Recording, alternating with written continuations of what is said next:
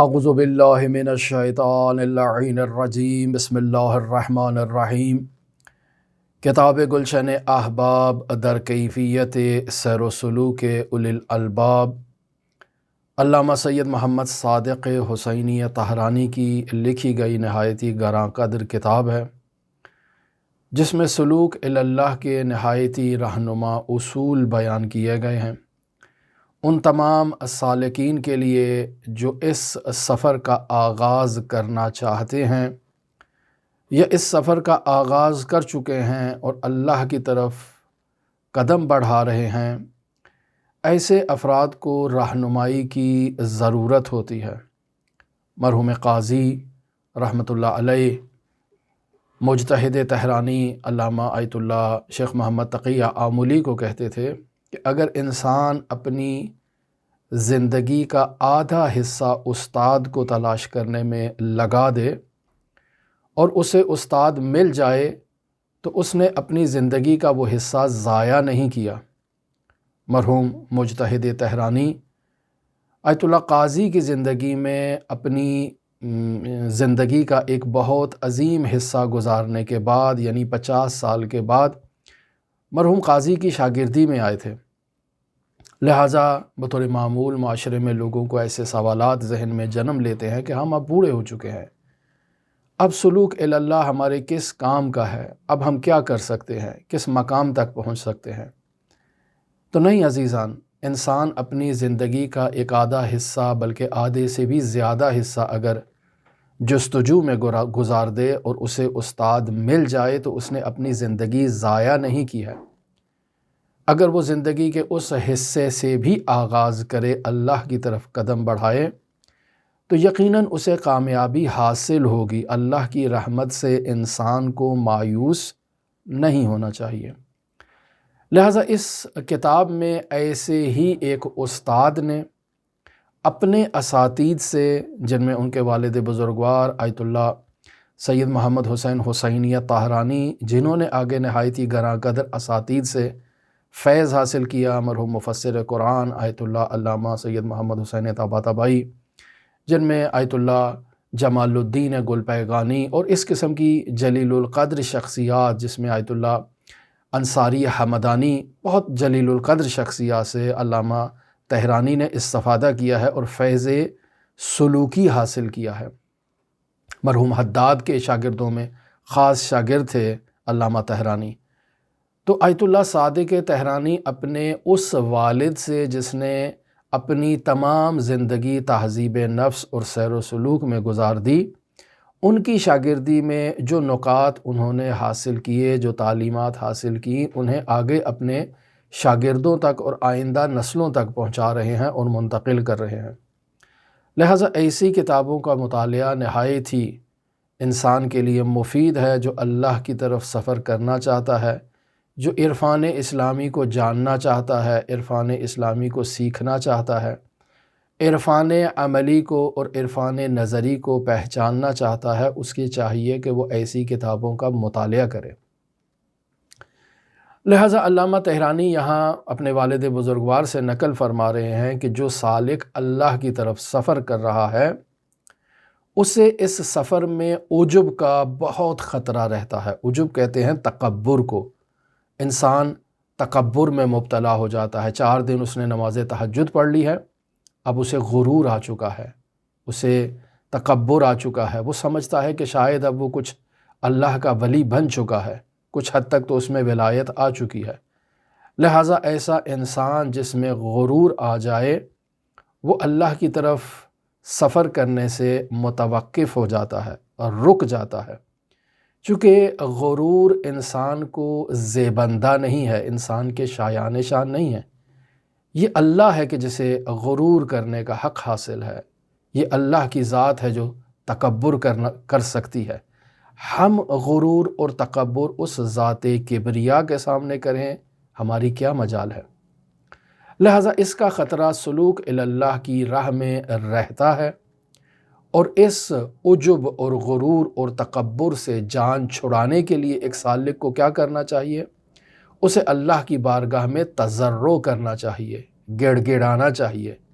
اور اپنی مسکنت کی طرف، اپنے فقر کی طرف متوجہ ہونا چاہیے کہ جو انسان کا لازمہ ہے، انسان فقیر ہے، انسان محتاج ہے۔ لہٰذا علامہ طحرانی مرحوم رحمۃ اللہ علیہ فرماتے تھے کہ بہترین کام یہ ہے کہ سالک سلوک اللہ کے تمام مراحل میں، حتیٰ جب انسان سلوک اللہ کی چوٹیوں پر فائز ہو جاتا ہے، تمام مراحل کو طے کر لیتا ہے، تب بھی اس سالک اللہ کے لیے یہ ضروری ہے کہ وہ اپنے رب کی بارگاہ میں تضرع کرے، اپنی مسکنت، اپنی عاجزی، اپنے فقر کی حفاظت کرے، وہاں تکبر میں مبتلا نہ ہو جائے۔ لہٰذا ایسا سالک اللہ کی بارگاہ میں اعتراف کرتا ہے کہ اے میرے پروردگار، ہم تو فقیر ہیں، ہم ذلیل ہیں، ہم مسکین ہیں، ہم تو کچھ بھی نہیں ہیں، اے میرے پروردگار، اے میرے خالق متعال۔ کیوں ہم اس چیز کا اعتراف کرتے ہیں؟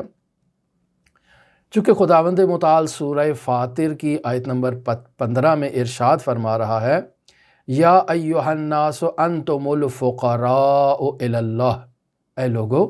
تم فقیر ہو، تم محتاج ہو اللہ کی طرف، احتیاج رکھتے ہو، واللہ هو الغنی الحمید، اللہ کی ذات ہے جو غنی ہے، جو حمید ہے۔ تم لوگ فقیر ہو، تم لوگ محتاج ہو، تمہارے پاس کوئی چارہ ہی نہیں ہے، اپنے وجود میں تم اللہ کے محتاج ہو، اور اپنے وجود کی بقا میں لمحہ لمحہ تم اللہ کے محتاج ہو۔ اگر وہ چاہے تو تمہیں نابود کر دے اور تمہاری جگہ ایک خلق جدید کو ایجاد کرے۔ لہٰذا وہ شاعر کیا خوب فارسی زبان میں اس شعر کو بیان کرتا ہے، بے محض التفاتی زندہ دارد آفرین اشرا، یعنی خداوند متعال نے توجہ کی، اور اس کی توجہ کے نتیجے میں یہ سارا نظام کائنات جو ہے وہ وجود میں آیا ہے، اس کی توجہ ہے کن کے نتیجے میں۔ اگر نازی کنت از ہم فروری زند غالبہ، کہ اگر وہ اپنی توجہ کو ہٹا لے تو یہ تمام عالم امکان اور یہ تمام نظام قدرت جو ہے وہ ڈھیر ہو جائے گا، نابود ہو جائے گا۔ عین اسی طرح سے کہ جیسے شدید برف پڑ رہی ہو تو وہ افراد جو برف باری کے شائقین ہیں وہ اپنے کمروں سے، اپنے گھروں سے باہر نکلتے ہیں اور برف کا مجسمہ بنانا شروع کر دیتے ہیں، یا اپنے ارادے سے، اپنے اختیار سے برف کا مجسمہ بنا رہے ہیں، اور اگر بننے کے بعد انہیں پسند نہ آئے تو ایک ٹھوکر مار کر اس کے گرا دیتے ہیں اور اسے توڑ دیتے ہیں، اور پھر نئے سرے سے مجسمہ بنانے کی جو ہے وہ تغودو شروع کر دیتے ہیں۔ عین اسی طرح سے خداوند متعال نے یہ جو نظام بنایا ہے اپنی توجہ کے نتیجے میں، اگر اللہ کو اس نظام کی جو ہے وہ ختم کرنا چاہے، اگر نازی کند، تو یہ تمام جو مجسمے بنے ہیں، تمام یہ جو عالم امکان بنا ہے، یہ دھرے کا دھرا رہ جائے، نابود ہو جائے۔ عین اسی طرح سے جیسے وہ لوگ جو شائقین ہیں ساحل سمندر میں جا کر اس ریت سے گھر بنانے کی کوشش کرتے ہیں، اور پھر جب گھر بن جاتا ہے تو اپنے پیروں سے اسے کچل کے آگے نکل جاتے ہیں۔ تو انسان بھی اسی طرح اپنے وجود میں اللہ کا محتاج ہے، اور اپنی وجود کی بقا میں اللہ کا محتاج ہے، لمحہ لمحہ اللہ کے لطف، اللہ کے کرم کا محتاج ہے۔ بس انسان محتاج ہے، اللہ کو ہماری ضرورت نہیں ہے، اللہ کو ہماری عبادات کی بھی ضرورت نہیں ہے، کہ بس اوقات انسان یہ تصور کرتا ہے، یہ گمان باطل اس کے ذہن میں یہ جگہ بنانے کی کوشش کرتا ہے کہ شاید اللہ ہماری عبادات کا، ہماری نمازوں کا، ہمارے روزوں کا، ہمارے خمس و زکوٰۃ کا محتاج ہے۔ نہیں عزیزان محترم، اللہ کو ہماری عبادات کی ضرورت نہیں ہے۔ یہ عین اسی طرح سے ہے جیسے انسان سورج کی روشنی کے سامنے اپنا گھر بناتا ہے تاکہ سورج کی روشنی اس کے گھر کے تمام حصوں تک پہنچ جائے۔ اب سوال یہ پیدا ہوتا ہے کہ کیا اس شخص نے جو سورج کی روشنی کے سامنے گھر بنایا ہے، تو کیا سورج اس کا محتاج ہے؟ کیا سورج کو ضرورت ہے کہ یہ اس کے سامنے اپنا گھر بنائے؟ نہیں، سورج کو ضرورت نہیں ہے، سورج بے نیاز ہے۔ یہ انسان ہے جو محتاج ہے سورج کی توانائی کا، سورج کی روشنی کا، جسے اپنی زندگی کا پہیہ چلانے کے لیے سورج کی روشنی کی اور سورج کی شعاؤں کی ضرورت ہے۔ آج کل تو بجلی بھی بنائی جاتی ہے سورج سے، اور اگر انسان جس جہت میں گھر بنا رہا ہے اس طرف سورج کی شعاعیں نہ پڑتی ہوں تو یہ سارا سولر سسٹم جو انسان نے گھر میں لگانا تھا یہ کسی کام کا نہیں ہے، اس کے گھر میں سورج کی توانائی سے بجلی نہیں آئے گی۔ بس سورج کو ان چیزوں کی ضرورت نہیں ہے، انسان کو ضرورت ہے۔ بس انسان غرور اور تکبر میں مبتلا نہ ہو، ہمیشہ اپنے وجود میں جو غرور اور تکبر ایجاد ہوتا ہے اس کے خلاف ہمیشہ انسان مقابلہ کرے، انسان ہمیشہ اس سے مبارزہ کرے، ہمیشہ اس سے انسان جہاد کرے۔ کیسے جہاد کرے؟ اپنے ضعف اور اپنی کمزوری کے اعتراف سے، اپنی جہالت، اپنے فقر کے اعتراف سے، کہ میں تو لمحہ لمحہ ان چیزوں کا محتاج ہوں، لمحہ لمحہ اس کی نظر کرم کا، اس کی عنایت کا، اس کی رأفت کا میں محتاج ہوں۔ حوزہ علمیہ مشہد مقدس کے ایک نہایتی جلیل القدر استاد جن کا انتقال ہو گیا، خدا ان کو جوار رحمت میں جگہ عطا فرمائے، جوار علی ابن موسیٰ الرضا میں حقیقی بلند ترین مقام عطا فرمائے۔ حرم مطہر مسجد گوہرشاد میں کھڑے ہیں کہ ایک خاتون آتی ہے، ان سے کسی مسئلے کے بارے میں سوال کرتی ہے، وہ کافی دقت کرتے ہیں، غور کرتے ہیں، انہیں اس سوال کا جواب نہیں آتا، لہٰذا اس خاتون سے پلٹ کر کہتے ہیں کہ مجھے اس کا جواب معلوم نہیں ہے۔ خاتون آگے سے اہانت کرتی ہے، توہین کرتی ہے اور کہتی ہے اگر تمہیں میرے سوال کا جواب نہیں آتا تو تم نے اتنا بڑا عمامہ کیوں پہن رکھا ہے؟ تو استاد نہایت ہی عاجزی کے ساتھ اس خاتون سے کہتے ہیں کہ یہ جو عمامہ مجھے دیا گیا ہے یہ میرے علم کی بنیاد پر ہے، اگر مجھے میری جہالت کے پیش نظر عمامہ دیا جاتا تو پھر یہ قرۂ ارض کی مقدار کے برابر بھی اگر مجھے عمامہ پہنا دیا جاتا تب بھی میری جہالت کے مقابلے میں وہ بہت کمزور تھا، بہت ہی قلیل تھا، میری جہالت بہت زیادہ ہے لیکن میرا علم بہت کم ہے، لہٰذا یہ عمامہ جو مجھے دیا گیا ہے یہ میرے علم کے تناسب سے ہے کہ یہ تھوڑا سا علم ہے تو اس کے سر پہ اتنا عمامہ ہونا چاہیے۔ عزیزان محترم، انسان ہمیشہ اپنا خیال رکھے، ہمیشہ انسان اپنی جہالت کا اعتراف کرے، جیسے اس استاد حوزہ نے اپنی جہالت کا اعتراف کیا کہ میری معلومات نہایت ہی قلیل ہیں، نہایت ہی محدود ہیں، لیکن اگر میری جہالت کو دیکھا جائے تو میں اس کائنات کی عظیم المرتبت وجود کے برابر جو ہے وہ میری جہالت ہے، میں تو کچھ بھی نہیں جانتا ہوں۔ یہ تو بہت ہی محدود علم ہے جو مجھے قرآن و سنت سے، روایات سے، کتابوں سے مجھے دیا گیا ہے اور میں نے حاصل کیا ہے اپنے اساتذہ سے۔ یہ خداوند متعال کی ایک خاص نظر کرم ہوئی ہے مجھ پر جو مجھے ایک مختصر سا علم عطا کیا گیا ہے، لہٰذا اللہ کی راہ کے مسافر سالک کے لیے سب سے بڑا خطرہ اس سفر میں عجب کا ہے، یعنی غرور کا ہے، یعنی تکبر کا ہے۔ چونکہ انسان اللہ کی بارگاہ میں چند قدم آگے بڑھاتا ہے، 4 دن نماز تہجد پڑھ لیتا ہے، 4 دن وہ ذکر کر لیتا ہے، 4 دن بزرگ اساتید کے درس سن لیتا ہے تو وہ کہتا ہے انا رجل، میں بھی کچھ ہوں، میرے پاس بھی کچھ ہے۔ لہٰذا مرحوم فرماتے تھے کہ جو شخص 2 سال مرحوم علامہ حسینی طہرانی کی خدمت میں آیا ہے وہ سمجھتا ہے کہ شاید میں بھی بہت بڑا عارف ہوں۔ وہ افراد کہ جو 15 سال آئے ہیں وہ بھی سمجھتے ہیں کہ میں بھی کوئی بہت بڑا عارف ہوں۔ یہ سب سے بڑا خطرہ ہے۔ انسان 2 سال ہو گئے ہوں تب بھی وہ اپنی مسکنت کا اظہار کرے، اپنی عاجزی کا اظہار کرے، اپنے فقر کا اظہار کرے، اور وہ جو 15 سال ہو چکے ہیں اس کا بھی یہی وظیفہ ہے کہ اپنی عاجزی کا اظہار کرے۔ لہٰذا فرماتے تھے کہ سالک جس قدر بھی بلندیوں پر پہنچ جائے اس کے وجود میں غرور اور تکبر نہیں آنا چاہیے، بلکہ اس کے فقر میں، اس کی عاجزی میں اور روز بروز اضافہ ہونا چاہیے۔ یعنی وہ جو 2 سال جس کو ہو گئے ہیں شاگردی اختیار کیے ہوئے اس کے اندر بھی فقر ہونا چاہیے، عاجزی ہونی چاہیے، لیکن اس کی نسبت جس کو 15 سال ہو چکے ہیں اس کی عاجزی تو بے انتہا زیادہ ہونی چاہیے، اور جسے 20 سال ہو چکے ہیں اس کی تو اور بھی بڑھتی جانی چاہیے۔ پس جس قدر انسان سلوک اللہ کے سفر میں بلندیاں اختیار کرتا جاتا ہے اس کی عاجزی سے کمر جھکتی جانی چاہیے۔ انسان جس قدر جھکتا ہے اسی قدر اللہ کی کرامات اور اللہ کی عنایات اس انسان کے اوپر جو ہے وہ آتی ہیں۔ جیسے ایک درخت کی شاخ آپ دیکھیں جو سب سے زیادہ جھکی ہے، اس پہ سب سے زیادہ پھل بھی آپ کو دکھائی دے گا۔ عزیزان محترم، ہم جس قدر بھی سلوک اللہ کی وادیوں میں سفر کرتے ہوئے بلندیوں تک پہنچ جائیں تو ہم امیر المؤمنین علی ابن ابی طالب سے تو آگے قدم نہیں بڑھا سکتے۔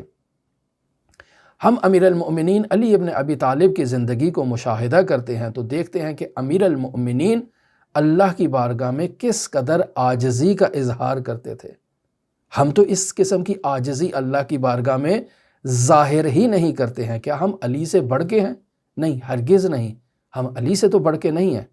وہ عاجزی جو امیر المؤمنین علی ابن ابی طالب اظہار کیا کرتے تھے، وہ خاکساری جو امیر المؤمنین اظہار کیا کرتے تھے، اللہ کی بارگاہ میں تضرع کیا کرتے تھے، اللہ کی بارگاہ میں گڑ گڑایا کرتے تھے، تململ کیا کرتے تھے، بے قراری اور بے تابی کا اظہار کیا کرتے تھے، ایک ایسے انداز میں جیسے کسی انسان کو اگر سانپ ڈس لے تو وہ اس سانپ کے ڈسنے کے بعد جیسے تڑپتا ہے، جیسے وہ جو ہے وہ اپنے وجود میں جو ہے وہ بل کھاتا ہے انسان، بالکل امیر المؤمنین کی ایسی کیفیت ہوا کرتی تھی۔ متعدد واقعات، متعدد جو ہے وہ حکایات موجود ہیں۔ ابی درداء کا واقعہ جو امیر المؤمنین کو ایک ایسی کیفیت میں مشاہدہ کرتا ہے، اور ہم اسے پہلے بھی بیان کر چکے ہیں، یقیناً علی کی ایک ایسی کیفیت تھی۔ وہ زرار جو شام کے دربار میں جسے بلایا جاتا ہے اور اس سے کہا جاتا ہے کہ علی کے بارے میں بتاؤ، تو وہ حاکم شام خود علی کو جانتا ہے،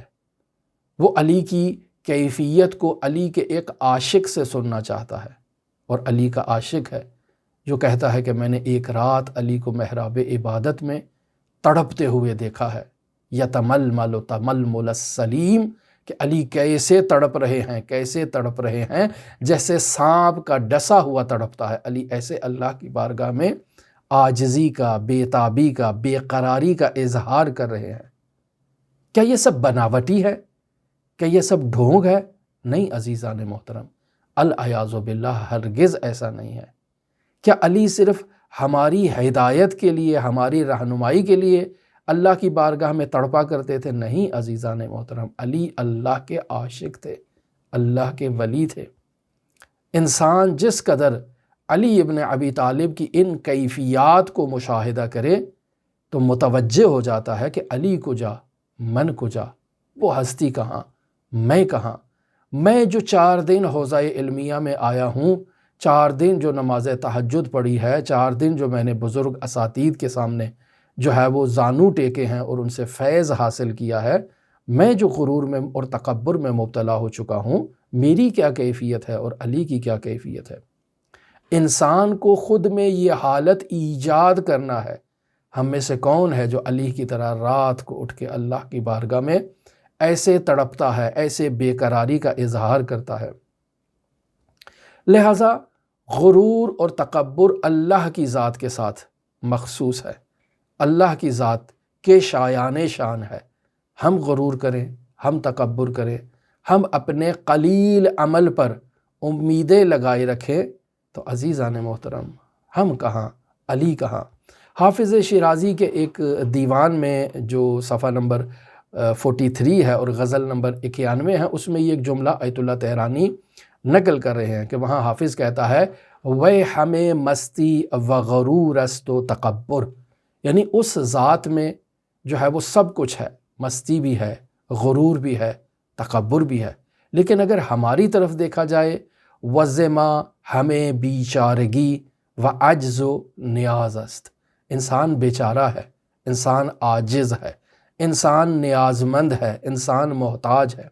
بس ہمیں جو انسان ہے ہمیشہ اپنی عاجزی کی کیفیت کی حفاظت کرنا ہے، یعنی اگر انسان میں عاجزی ہے تو روز بروز اس عاجزی میں اضافہ ہونا چاہیے، اس میں کمی نہیں آنی چاہیے۔ جس قدر انسان اللہ کی طرف قدم بڑھاتا ہے اس کی عاجزی میں، اس کے فقر میں اضافہ ہونا چاہیے۔ وہ کیفیت جو پہلے تھی اب اس سے مزید زیادہ عاجزی اور فقر میں اضافہ ہونا چاہیے، کہیں ایسا نہ ہو کہ ہم اس پہلے والی حالت کو بھی اپنے ہاتھ سے کھو بیٹھے۔ پس انسان سفر میں ہے، انسان حضر میں ہے، انسان قیام کی حالت میں ہے، انسان قعود کی حالت میں ہے، انسان بلندیوں پر ہے، انسان پستیوں میں ہے۔ انسان کو اللہ کی طرف متوجہ ہوتے ہوئے اپنے فقر اور اپنی عاجزی کی طرف متوجہ ہونا ہے۔ البتہ یہاں توجہ ہو کہ اگر یہ تمام مواقع اللہ کی طرف نسبت دیے جائیں تو وہاں نہ تو بلندی ہے نہ ہی پستی ہے، یہ سب توہمات ہیں، وہاں بلندی و پستی وجود نہیں رکھتی ہے۔ لہٰذا انسان جو اللہ کی طرف سفر کر رہا ہے وہ خود کے لیے خودی کو نہ دیکھے۔ یہ جو کہا گیا خودی کو کر بلند اتنا کہ ہر تقدیر سے پہلے خدا بندے سے خود پوچھے بتا تیری رضا کیا ہے،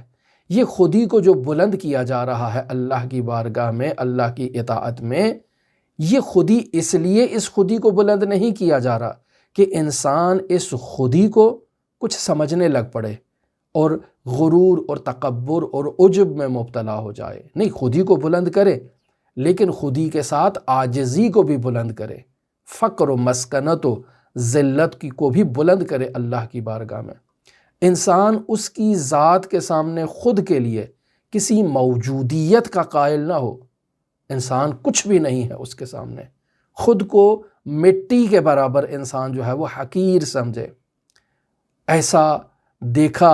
اور ایسا اگر انسان نے اپنی زندگی میں کر لیا تو انسان اپنے مطلوب اور اپنے مراد کے قریب ہوگا، اور اگر انسان نے اپنی زندگی میں ایسا نہ تو دیکھا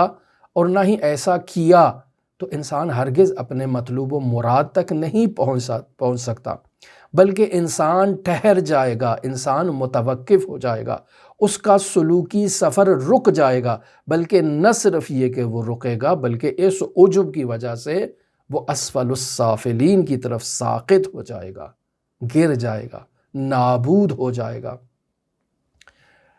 لہٰذا فرماتے ہیں کہ انشاءاللہ اللہ ہم سب کو یہ توفیق عطا فرمائے کہ ہم اس مقام پر فنائے پروردگار تک کا جو مقام ہے وہاں تک پہنچیں جس کا مقدمہ یہ ہے کہ انسان خودی کو ختم کر لے، اپنے نفس کو نہ دیکھے اس کی ذات کے مقابلے میں۔ اللہ ہمیں اس مقام تک پہنچائے۔ یہاں آیت اللہ علامہ سید محمد صادق حسینی طہرانی تمام اپنے شاگردوں کو نصیحت کرتے ہیں اور دو نصیحتیں کر رہے ہیں اپنے والد بزرگوار کی زبانی۔ یہ نصیحتیں در واقع ہم سب کے لیے بھی مفید ہیں۔ پہلی نصیحت فرماتے ہیں کہ میرے بابا، میرے والد بزرگوار یہ نصیحت فرمایا کرتے تھے کہ یہ لوگ جو اللہ کی راہ کے بہت مشتاق ہیں، ان افراد کو ان دو نقاط پر توجہ دینی چاہیے۔ پہلا نقطہ یہ ہے کہ یہ جو کتابیں علامہ حسینی طہرانی نے لکھی ہیں مرحوم نے، یعنی معارف حق الہیہ کا ایک مکمل نصاب انہوں نے ان کتابوں میں جو تدوین کیا ہے، یہ کتابیں کو معمولی کتابیں نہیں ہیں، عام کتابوں کی طرح یہ کتابیں نہیں ہیں جنہیں انسان پڑھتا ہے اور پھر بھول جاتا ہے، ان سے عبور کر جاتا ہے۔ نہیں، ایسا نہیں ہے۔ فرماتے ہیں کہ اس نصاب معارف حق الہیہ کو اچھی طرح سے بغور پڑھا جائے اور ان کے مطالب پر اور معارف پر عمل کیا جائے، انہیں اپنے وجود میں جگہ دی جائے، اس معارف کے نصاب کو اپنی جان کے ساتھ یکجا کیا جائے، انسان ان معارف کا عملی مجسمہ بن جائے، چونکہ یہ معارف حق الہیہ ہے جو مرحوم علامہ حسینی طہرانی نے نہایتی محنت کے ساتھ قرآن و سنت سے اخذ کیے ہیں، اور ان کے اخذ کرنے میں انہوں نے اپنے جلیل القدر اساتید سے جو سیکھا ہے اسے معیار قرار دیا ہے۔ دوسرا اہم نقطہ جسے مرحوم علامہ حسینی طہرانی بیان کرتے تھے وہ یہ تھے کہ خود میں اخلاص کو ایجاد کریں، یعنی اپنے وجود کو اخلاص کا پیکر قرار دیں اور اللہ کی طرف متوجہ ہو کر اللہ کو تلاش کرنے کی کوشش کریں۔ اگر انسان خلوص کا پیکر نہیں ہے تو اللہ کو تلاش کرنے میں وہ کامیابی حاصل نہیں کر سکتا۔ لہٰذا مرحوم علامہ حسینی طہرانی کی ان دو نصیحتوں کو بیان کرنے کے بعد علامہ صادق طہرانی کہتے ہیں کہ الحمدللہ ہمارے جتنے بھی جو ساتھی ہیں، یعنی ہماری زبان میں جنہیں شاگرد کہا جاتا ہے، فرماتے ہیں کہ الحمدللہ ان سب نے راستہ تلاش کر لیا ہے، اپنا سفر طے کر رہے ہیں، لیکن اس کے باوجود انہیں متوجہ ہونا چاہیے کہ وہ ان کتابوں کو پڑھیں۔ یہ کتابیں کوئی معمولی کتابیں نہیں ہیں، یہ میرے بابا حسینیہ طہرانی کی زحمات کا نچوڑ ہے، تمام عمر کا نچوڑ ہے۔ ان کتابوں کا ہر ورق، ہر سطر جو ہے وہ بابا نے اس کے ساتھ زندگی گزاری ہے، یعنی اس میں موجود معارف کو حاصل کرنے میں انہوں نے اپنی زندگی کا ایک وقت، ایک حصہ گزارا ہے، لہٰذا وہ معارف ان کی زندگی کا حصہ ہیں، اور حقاً ان معارف کو علامہ نے زندہ کیا ہے، ان قدیمی کتابوں سے، ان نایاب نسخ سے انہیں تلاش کیا ہے، اور انہیں جو ہے وہ اجتہاداً ہم تک جو ہے وہ بیان کیا ہے۔ لہٰذا فرماتے ہیں کہ یہ معارف حقہ الہیہ ہیں۔ اللہ مرحوم علامہ حسینیہ طہرانی کی روح کو شاد کرے، اور اللہ ان کی روح کو، تمام جو ان کے پیروکار ہیں، جو ان کے آثار کا مطالعہ کرتے ہیں، اللہ ان کے آثار کے مطالعے سے ان کی روح کو ان پیروکاروں سے شاد فرمائے۔ اور یہاں مرحوم علامہ صادق حسینیہ طہرانی اپنے والد کے لیے جو ہے وہ فاتحہ خوانی کی بھی درخواست کر رہے ہیں کہ رحم اللہ من قرأ الفاتحۃ مع الصلوات، اللہم صل علی محمد وآل محمد وعجل فرجہم ولعن عدوہم۔ تو یہاں عزیزان محترم ایک اور باب ہم نے کمپلیٹ کیا اس کتاب گلشن احباب سے، اور آئندہ جو باب ہم شروع کر رہے ہیں وہ اس کتاب کی پہلی جلد کا آخری باب قرار پائے گا، اور یہ کتاب پہلی جلد گلشن احباب انشاءاللہ مکمل ہو جائے گی، اور پھر کوشش کریں گے کہ ہم دوسری جلد کا آغاز کریں۔ دعا گو ہیں کہ خداوند متعال ہمیں معارف حقہ الہیہ سے روشناس کروائے۔ دعا گو ہیں خداوند متعال ہمارے وجود سے عجب، غرور اور تکبر کا خاتمہ فرمائے، مرحلہ بمرحلہ، لمحہ بلمحہ ہمارے فقر میں، ہماری مسکنت میں، ہماری ذلت میں، ہماری عاجزی میں جو اللہ کی بارگاہ میں ہے، خداوند متعال اس میں روز افزوں اضافہ فرمائے۔ ہم اپنے عاجزی کی طرف، اپنے فقر کی طرف متوجہ ہو کر امیر المؤمنین کی اقتداء کرتے ہوئے اللہ کی بارگاہ میں بیتابی اور بے قراری کا اظہار کرتے ہوئے تڑپیں، تململ کریں، ایسے ہی جیسے امیر المؤمنین تململ کیا کرتے تھے۔ لیکن افسوس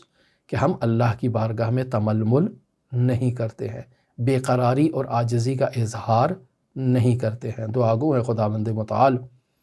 منجی عالم بشریت حضرت صاحب العصر،